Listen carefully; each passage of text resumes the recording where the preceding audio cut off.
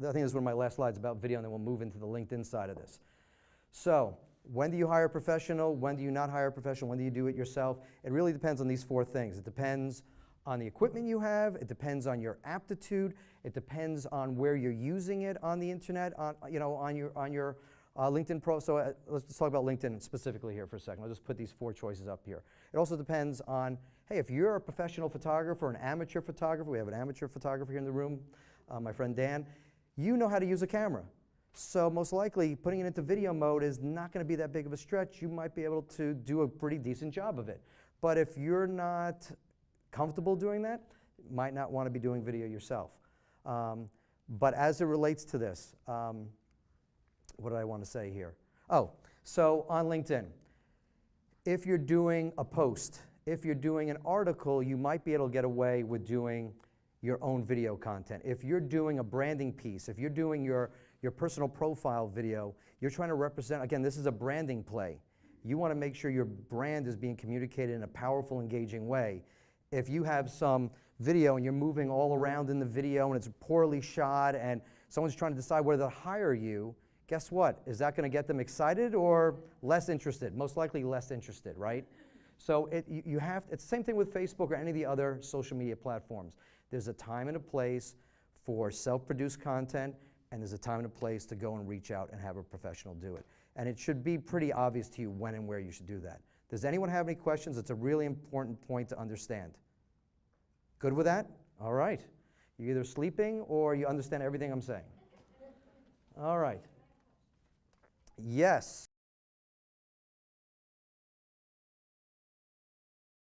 So is your question, Robin, about the fact that I might look great in exposure, but my slides are blown out? Or when I go in here, I look really unattractive? You don't have to go in front. Yeah, you don't go in front. Right, so we're biased for me right now. So Matt's filming me. I adjusted the lights in the room to try to balance me with the light exposure on the slides. But our cheat is the following. We're shooting with a close-up here. We're shooting with a wide shot there. And what we're going to do is we're going to edit this, and guess what? We're going to intercut in the actual slides. So you don't have to worry about how good the slide is, because guess what? It looks perfect on my PowerPoint, and I'm going to cut to that, and that looks dynamite compared to making this look good. Now, if you really want to put in the energy and time, and we just did this very quickly, you would really balance the lighting so that, if you look at a TED Talk, it looks amazing, right? It's because everything has been light balanced. We're doing this in a very ad hoc situation here, and I know I can go to the slides. So if any of you are doing presentations, if any of you are on the talking circuit, if you have a deck, guess what? You can edit it into your video. Yes?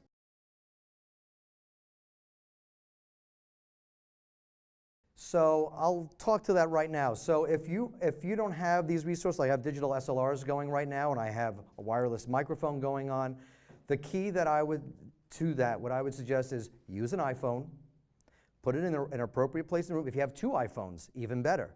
Put one iPhone one place in the room, put another iPhone in the other part of the room, borrow your husband's, borrow your kids, whatever it is.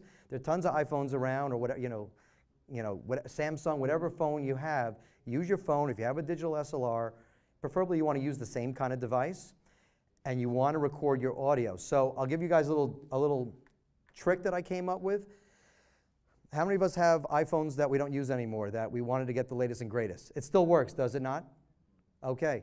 You can make yourself a wireless microphone with that phone. All you got to do is take that microphone I explained to you before, and you plug it into that old iPhone, that iPhone 5 that's sitting in the drawer. You turn that on, you record into that, and now you have your audio. It sounds great, and you're going to match it with what you're shooting with your iPhone. So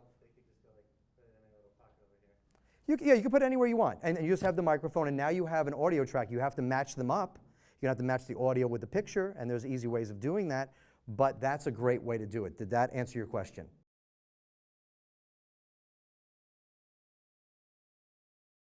So here's my thing on that. I'm not a big fan of cropping in.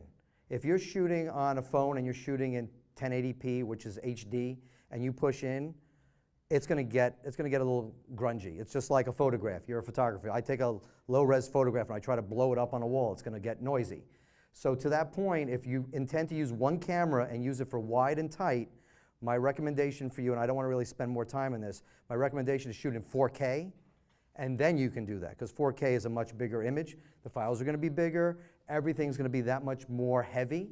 So you have to trade these things. But if you guys want to ask more about this, let's sidebar it, because not everyone's a public speaker. Is that okay? Can you talk a little bit about editing software and what you suggest is the simplest thing to use? Sure. I showed a slide a minute ago. So Camtasia is a good one to look at. It's also great for screen capture. So I look at that. ScreenFlow, you can do some editing. It's not so fancy, but we use Adobe Premiere.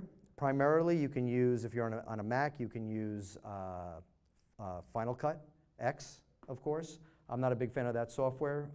Just as a professional, it doesn't work for me, but it works for everyone else. It's a pretty easy software to use. Are you on a Mac or a PC? Mac. So those are two choices there. And these softwares work on both Mac and PC. But if you're on a Mac, iMovie, free.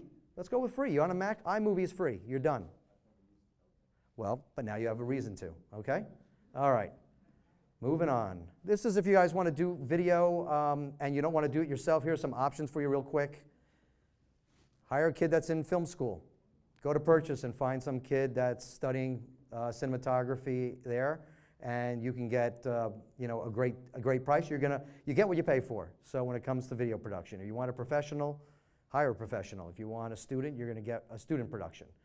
You can hire a local company. You can hire someone online, and specifically there are platforms where what I call video reps. There are organizations that represent videographers across the country. You live in Oklahoma City, they're going to find you a videographer in Oklahoma City. You're going to pay a premium for that because they take a cut, but it is an option if you don't know any video production companies. You want to find someone online. How many people know about Upwork? Upwork is your friend. Now, video's a little tricky on Upwork because if you're looking for someone to film a video, Upwork is an international platform. So if you find someone in, let's say, I don't know, Chile, it's gonna be hard doing your video. But it depends. You might be doing an animated video. You can do lots of things there. Voiceovers, guys, if you don't like your voice and you're making a video and you're not in your video, hire a voiceover artist. They are a dime a dozen. You can get someone to do an audio track for like $50, maybe even less, depends who you're choosing. But there's tons of options out there.